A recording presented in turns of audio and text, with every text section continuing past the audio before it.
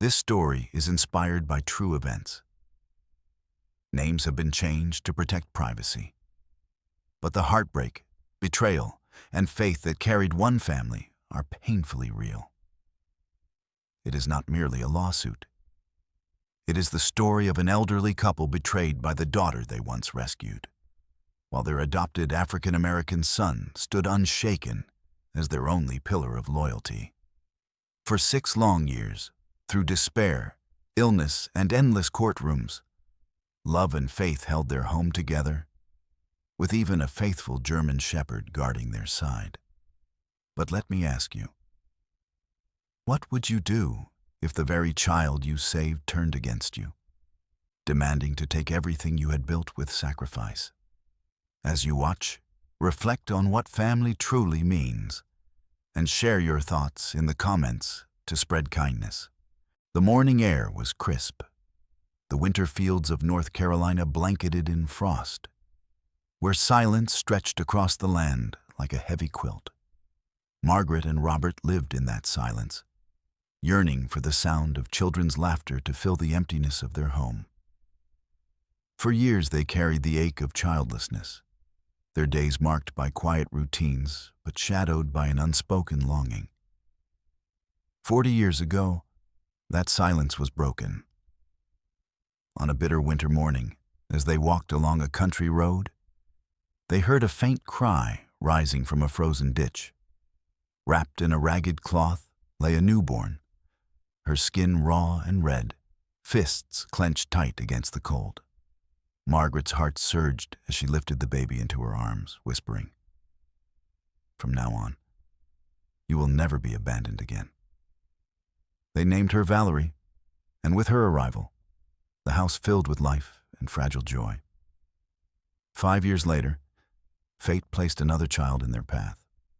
Daniel, a quiet African-American boy with warm brown eyes and tightly curled hair. He was shy at first, reserved, carrying the quiet dignity of someone who had already known too much loss. But unlike Valerie, who often demanded attention and tested the boundaries of their patience, Daniel gave without asking. He fetched Robert a glass of water, held Margaret's hand when she sighed, and with every small act, he proved that true love was not bound by blood, but chosen with the heart. When Valerie turned 20, Margaret and Robert decided to sell their old home and move to a smaller, cozier house in Perpignan. They wanted a place where they could grow old in peace, surrounded by memories. Out of love and trust, Robert placed the house title in Valerie's name, believing it would secure her future and anchor her to the family. The notary assured them everything was in order, but overlooked one crucial clause: the life estate, the right that would have guaranteed Margaret and Robert the ability to stay in the home until the end of their days. It seemed a minor oversight. Nothing to worry about. Robert signed confidently. Margaret hesitated but followed, her hands trembling slightly. Behind them, Daniel's dark eyes lingered on Valerie as she smiled at the signed deed. It was not the innocent smile of gratitude. It was sharp, fleeting, like a secret locked behind her lips. And for the first time, unease stirred in Daniel's chest, whispering a question he dared not speak aloud. Why did her smile feel less like love, and more like a warning? The years slipped away, like autumn leaves carried by the wind, and the bond that once tied Valerie to her adoptive parents began to unravel. 40 years had passed since Margaret and Robert had found her as a newborn in the frozen ditch. Now a grown woman, she visited less and less, her words colder each time she stepped through the door. Margaret, with her endless patience, tried to excuse the distance. "She's just busy. She's building her life," she whispered to herself. But Robert felt the sting of something deeper, the sharp realization that gratitude had never truly taken root in Valerie's heart. 2 decades earlier, when Valerie had turned 20, Robert and Margaret had sold their old house to purchase a smaller, cozier one in Perpignan. Out of trust and a desire to make Valerie feel secure, they put the title in her name. The notary overlooked the clause of life estate, a detail dismissed as trivial at the time, but now looming like a silent storm on the horizon. In stark contrast, Daniel, the African-American boy they had adopted 5 years after Valerie, grew into the anchor of their twilight years. His quiet devotion filled every empty space Valerie left behind. With his strong frame and steady brown eyes, Daniel carried himself with a calm dignity. He repaired the broken steps, drove them to appointments, cooked their meals, and cared for them without complaint. His life revolved around theirs, as if love was the air he breathed.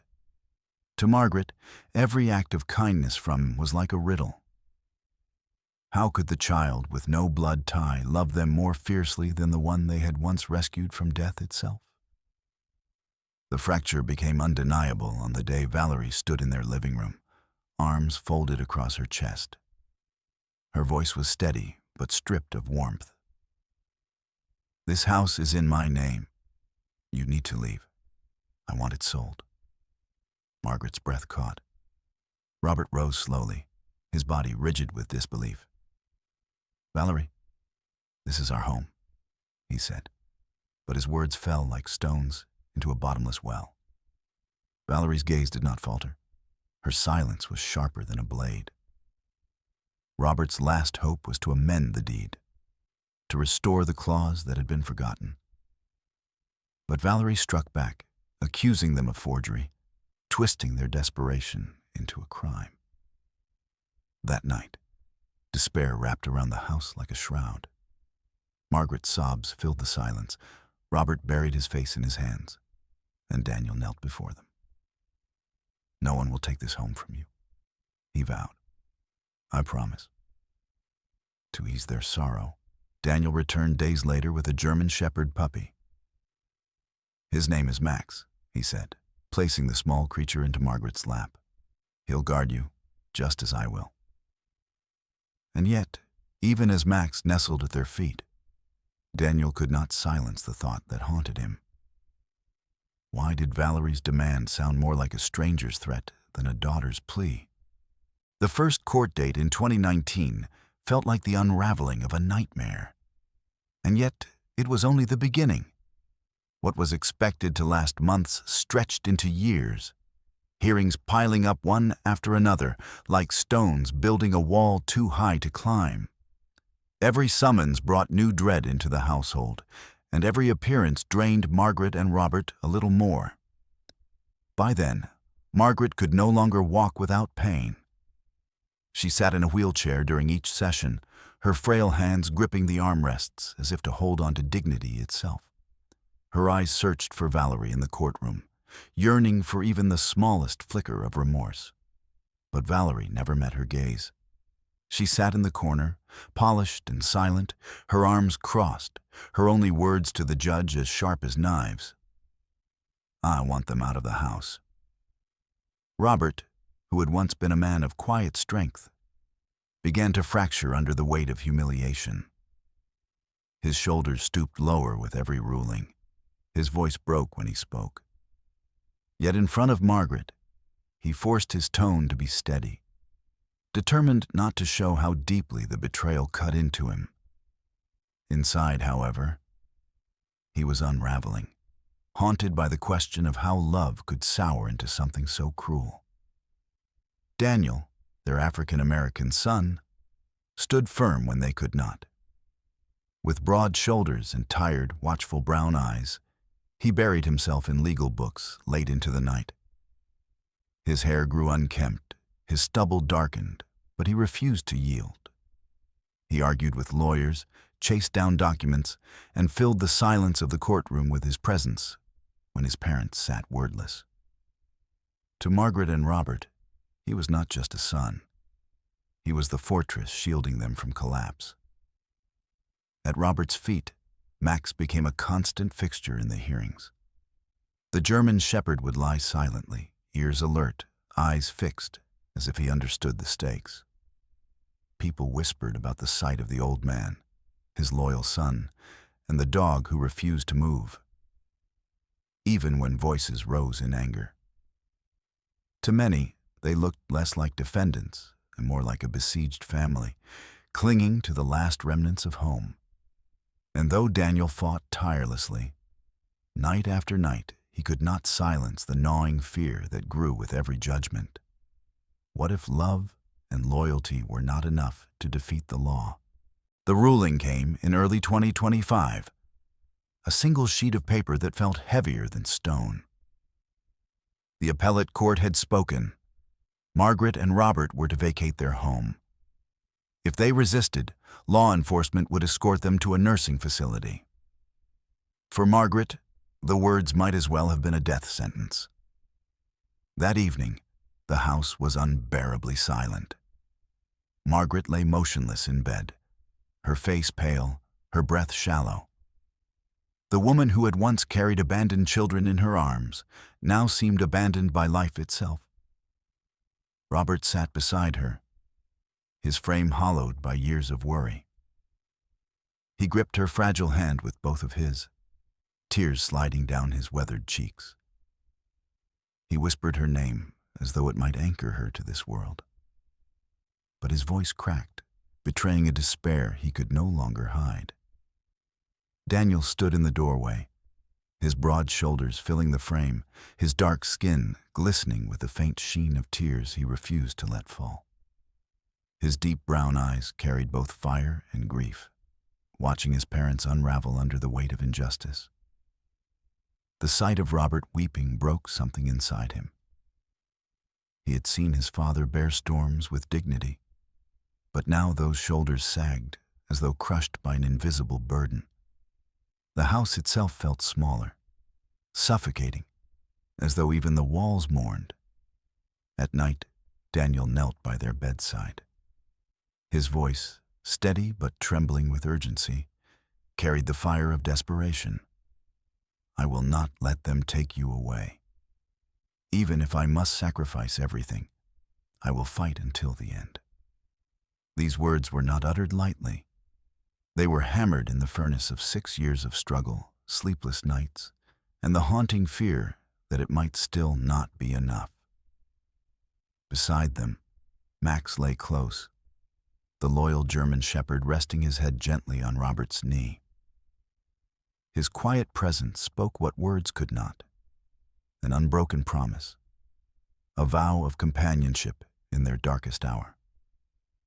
The dog did not understand legal rulings, but he understood grief, and he refused to leave their side. And yet, even as Daniel's vow filled the air, one question echoed in the silence of the room. How could love and loyalty alone withstand the crushing weight of law? The days that followed were suffocating. Every knock on the door made Robert's heart race. Every sound in the night felt like the echo of approaching boots. The court's order loomed over them like a storm ready to break. And for the first time in their long lives, Margaret and Robert no longer felt safe in their own home. Daniel, his tall frame pacing the creaking floorboards, barely slept. His dark skin glistened with sweat in the lamplight as his deep brown eyes scanned page after page of legal papers, searching desperately for an answer hidden in the silence of the night. Then, as the deadline for eviction crept closer, the story reached the desk of Governor Michael Reynolds. Known for his quiet resolve and firm belief in human dignity, he spent long hours poring over the thick stack of files. In those pages, he saw not just a legal dispute, but the fracture of a family, the pain of betrayal, and the shadow of injustice pressing down on 2 fragile lives. When he finally stepped before the press, the weight of his words carried across the state like thunder cutting through darkness. No one has the right to throw an elderly couple out of the home they built their lives around. I am canceling the order of eviction. This will not happen under my watch. For Daniel, who had braced himself for the pounding of fists against their door. The governor's words were like air to a drowning man. His strong shoulders shook as he closed his eyes, tears streaming freely down his cheeks after years of holding everything in. Margaret, weak but awake, whispered a prayer of gratitude, her lips trembling with relief. Robert, who had spent sleepless nights holding despair in his chest, pulled Daniel into a trembling embrace. His voice cracked but carried the weight of truth. "Son, it's because of you we are still here to hear this news." At their feet, Max leapt to his paws and barked with a joy the family had not heard in weeks, his tail thumping the wooden floor like a drumbeat of victory. It was as if even the dog knew the shadow had lifted, at least for now, replaced by a fragile but radiant light. And yet, beneath the joy, Daniel's heart whispered a warning. What if this reprieve was only temporary? A fragile shield against a battle not yet over. The governor's intervention had bought them time, but Valerie was not finished. Fueled by determination and perhaps pride too rigid to bend, she filed another appeal, her demand unchanged. The house must be sold, her parents removed. To Margaret and Robert, this was not merely a legal maneuver. It was the confirmation of a truth they had long dreaded. Their daughter was no longer fighting for survival, as they had once fought for her. She was fighting against them. The case rose to the higher court, and the atmosphere grew heavier with every hearing. Margaret, fragile and weak, clutched Daniel's hand as though it were the only anchor keeping her in this world.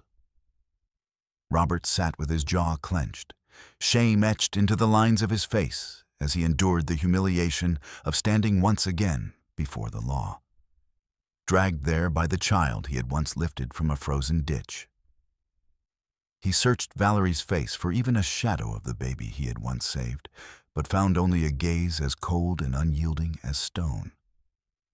Daniel, though weary from years of relentless struggle, stood taller than ever. His broad frame and deep brown eyes radiated strength, his presence filling the courtroom like an unspoken argument. Every late night spent poring over statutes, every hour spent building defenses, had prepared him for this moment. When their lawyer spoke, Daniel felt as though the man's words carried his own voice. Rooted in love, forged in loyalty, sharpened by defiance. At last, the ruling came. The higher court rejected Valerie's appeal. The decision was final. Margaret and Robert would retain their life estate, their right to remain in the home for the rest of their days. Relief surged through the courtroom like a tide breaking a dam. Margaret wept softly, Robert bowed his head, and Daniel closed his eyes, his body trembling not from weakness, but from the release of years of fear and burden. Outside, their lawyer faced the press, his words steady and resolute. This is not only a victory of law, but a victory of loyalty. Daniel has proven that love can overcome ingratitude. In that moment, all eyes turned to Daniel. Though only a son by choice, he had become something greater, a pillar stronger than blood, living proof that family is not born, but built through devotion. The house was quiet that evening, bathed in the golden light of a fading sun. The storm of courts, appeals, and threats had finally broken and drifted away, leaving only the fragile heartbeat of peace.